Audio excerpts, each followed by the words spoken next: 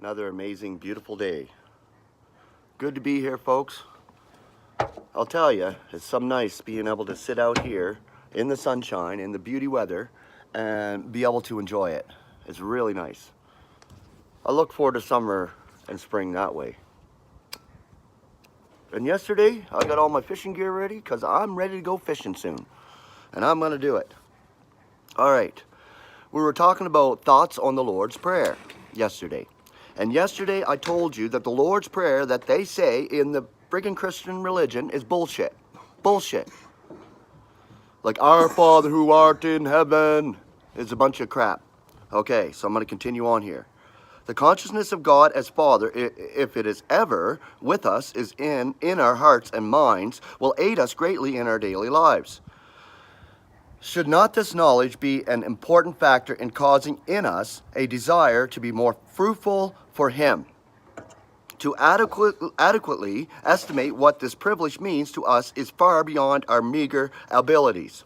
Its heights can never be reached. Its depths cannot be plumbed. Always there will be new horizons. That's my cat coming up there, sorry.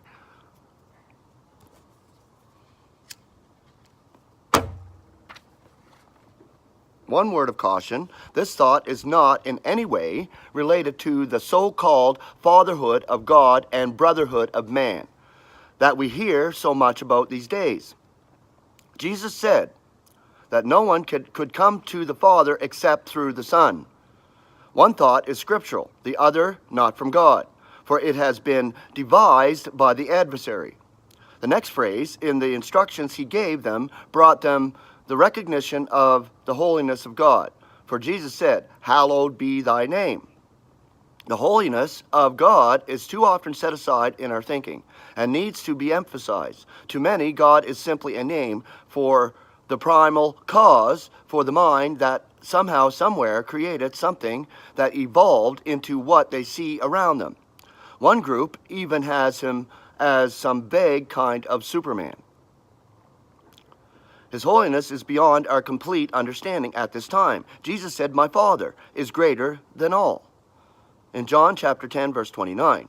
This fact is a source of strength and confidence to us who believe. But how much more so when we realize His holiness, His righteousness, and His wisdom. Here is a God who can worship the full trust and assurance. These attributes assure us that He is incapable of doing any less than He has promised. To do less would be out of character.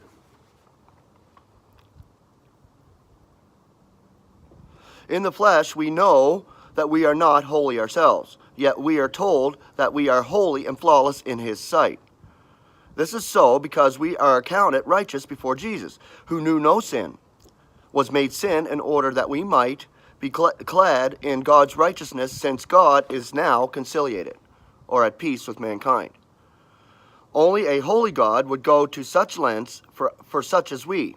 Only one has ever been really holy, Jesus Christ our Lord.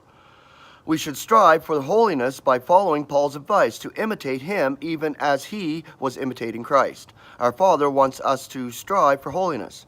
The realization of His holiness will make us the more desirous of attempting to live a holy life for Him here and now. We will be trying to please Him because of love and not from fear. Okay, I'm not reading much today, but that little blurb was good. And this is the problem. Fear is what keeps everybody away from God. Fear. The fear of God. That's what keeps everybody away from Him. Because they fear Him. They fear His judgments. They fear what they're doing. It's like sin. Example, right? When they think they sinned, oh, they're scared of God. What's God going to do? I just missed the mark. I just sinned. Right? That's exactly it. People are in fear of God.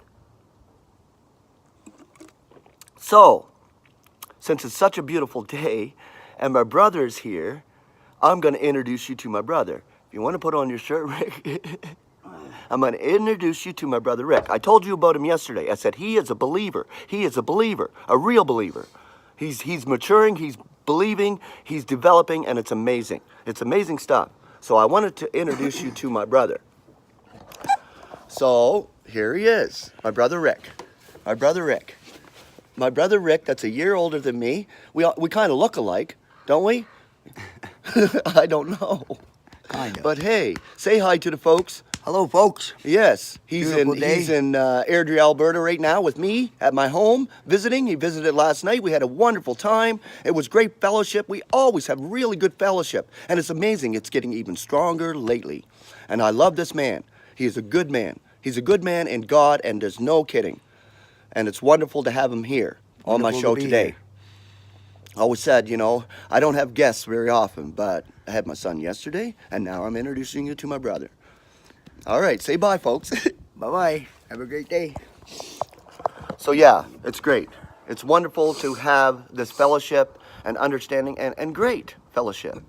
Like fellowship, man. Real fellowship is getting together and enjoying each other's company and having a good time, man. A good time. All right, I'm going to say toodaloo. Have a wonderful Friday and have a great weekend, folks.